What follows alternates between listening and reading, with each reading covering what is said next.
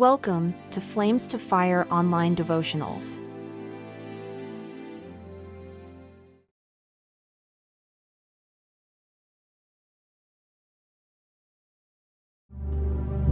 Oh, be lifted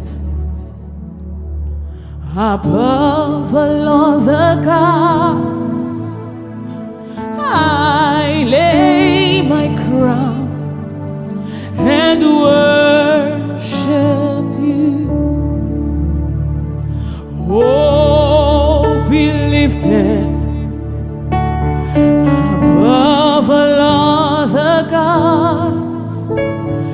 I lay my crown and worship you. Hey! Oh, glorious God, I praise your name. I lay my crown and worship you. Oh, glorious God, I praise your name. I lay my crown and worship you. Hey! Oh, glorious God, I praise your name. I lay my crown and worship you.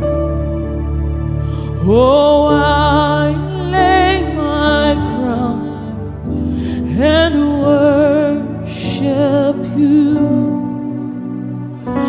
I lay my goals and worship you.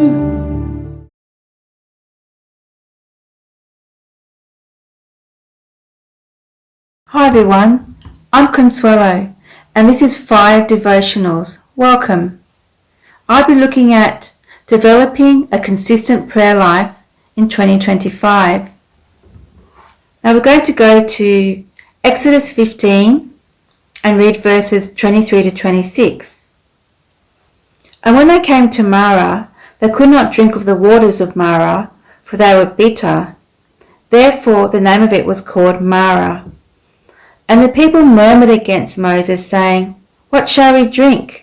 And he cried unto the Lord. And the Lord showed him a tree, which when he had cast into the waters were made sweet. There he made for them a statute and an ordinance, and there he proved them, and said, If thou wilt diligently hearken to the voice of the Lord thy God, and wilt do that which is right in his sight, and wilt give ear to his commandments, and keep all his statutes, I will put none of these diseases upon thee, which I brought upon the Egyptians, for I am the Lord that healeth thee. Now if we go back to verse 25, there's three words there, and let's have a good look at them. The first one is statute. So it's saying there that once God made the water sweet by the hand of Moses, he made a statute. And statute means an enactment, an appointment. So it's like an agreement he made. And we can look at the next verse to explain that more. And then an ordinance is a verdict, a sentence. So he was making a judgment at this point upon the Israelites. And there he proved them. So this is like a test. So he's testing them. So what he's doing here is showing the Israelites that if they would do A, B, and C, then he can actually take on his role as their Lord and keep them healthy and whole and sustain them. And their part is to listen to him and obey him. So he's making it very clear here what is happening. Now how is this related to prayer?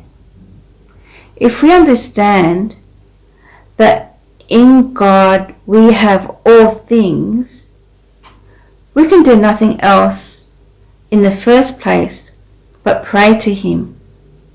Often people will say, well, I've done everything else, I guess I'll pray now. But prayer should have been the first thing. We should understand the power of prayer and that our Father does hear us. And we must pray in faith, of course. So there's an agreement that we have. When you were born again, that at that very moment, you were made a brand new creature and you became co-heirs with Christ, inheriting everything He has, an heir of God as His Son in His kingdom. So you have everything, but you must claim it. You must speak it out. You must speak with your Father and have a relationship with Him. For example, if you were married, but you never spoke to your spouse, but then you made demands now and then, how would that work? Even your own heart would hurt you for treating someone like that. So to help you be more consistent in your prayer life, you must understand the importance of God in your life. You must understand the importance of speaking out to Him, to be making supplications to Him, to hearing Him. The Word says to pray unceasingly. If you truly understand the importance of having consistent prayer life, you will have it. So search out the scriptures on prayer. Do a study on prayer and what God says about it. Because God mentions prayer a lot throughout the New Testament. It's a tool that we have. It's a relationship that we have. And actually, it's a beautiful gift that we have. So understand that praying helps you be dependent on God, which you need to be to live your life out the way He wants you to, not on your own. Now, another point to help you have a more consistent prayer life is to join with others, because that will build up your strength in prayer and it will build up your habit in prayer. So join prayer groups wherever you can. Ask your friends if they are part of one. Ask any groups you're in if they already have one going. Start one. Maybe meet with an individual friend once a week, twice a week, maybe every morning to pray for 15 minutes. So you're developing a habit of prayer, and more easily you will move into praying unceasingly. So these are two main points that you can use to develop a more consistent prayer life. There will be others, but these are the two I focused on. 1. Understand your dependency on your Father, and you will pray. You won't go ahead with anything without praying. You will understand the importance of praying, and you will pray because you want to. So that was number 1. Understanding the dependency you have on your Father. And 2, have some dependency on your friends, not in a way that it's sticky or that you can't pray without them, but help your prayer life to develop and to be more consistent by praying with others, and that will help you to develop the good habit of prayer, and that's a great way to start.